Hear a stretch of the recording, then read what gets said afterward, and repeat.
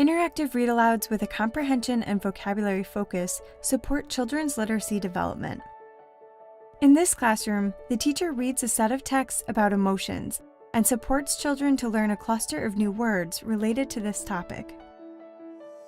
Right now in our classroom, we have been talking about emotions. So what I did was I went to the library, and from our classroom library as well, I just picked out some books that talked about emotions. So I picked out some nonfiction books and some fiction books. And so it's really important to make sure that you have a wide variety of sources when you're talking about different topics in the classroom. These are some of the books that I picked out for the kids. So one talks about being angry, one talks about being sad, scared, happy. And so they have an array of books that they can choose from. And I always make sure to tell them that, after we read these books, they'll be again available on your bookshelf so you can go read them on your own. What are some emotions? Can you name some emotions? Happy. Sad. Mad. Sad. Mad. Frustrated. Frustrated. Confused. Are you frustrated right now? You look like you might be a little frustrated right now. Yeah. Confused. What are some other emotions or feelings? Mad. Happy, mad.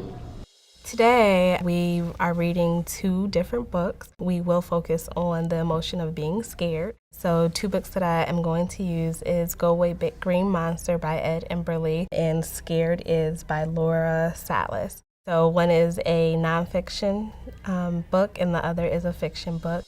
So how about we read Go Away Big Green Monster first and then we'll read what Scared is all about, being scared is all about, okay? Okay. Go Away Big Green Monster by Ed Emberley. Big green monster has 2 big yellow eyes. What's his eyes is right there. Yes. We can't see his face. We can't see his face? Well, let's turn the page and let's see what happens. A long, bluish, greenish nose. I see his nose. Me too. Mouth. Mouth. A big red mouth with sharp white teeth.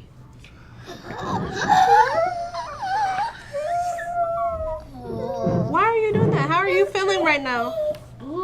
You're feeling scared right now? I just feel scary. You just feel very fine? It's starting to get scary. It is. I know you guys are feeling scared because Lauren's covering her face and Tyler's covering her face. You guys are kind of squinting your eyes and backing away. I used Go Away Big Green Monster just to kind of evoke that scared emotion. As you go through the book, the monster grows and grows and grows. And so as the monster grows, the children get more afraid. And then there's a point in the book where it says, well, you know what, this isn't so scary. Let's go ahead and take you apart and you're not that bad at all. And a big, scary green face. But you don't scare me, so go away, scraggly purple hair. Go away. Go away, 2 little squiggly ears. That was his hair. Yeah, that was his hair. We took away his hair. Now he's not as scary. He's getting less and less scary by the page. Yeah, he is bald-headed. You Go away, long bluish greenish nose. He's not as scary as before. Are we still as scared as we were before? No. No. Go away, big green monster. And don't come back until I say so. Yeah. I want to read that again. Well, you know what? We'll put it in the library and you can read it later. But what feeling was this book about? Being scared.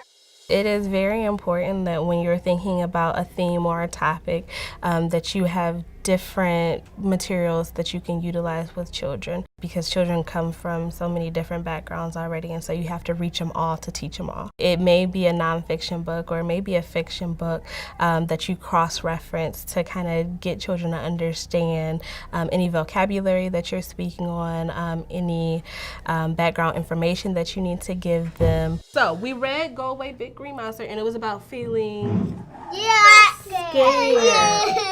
Now let's find out what it means to be scared. Sometimes you cry when you're scared. I watched a scary show and now the pictures fill my head. I hold my breath and act real brave. I check beneath my bed.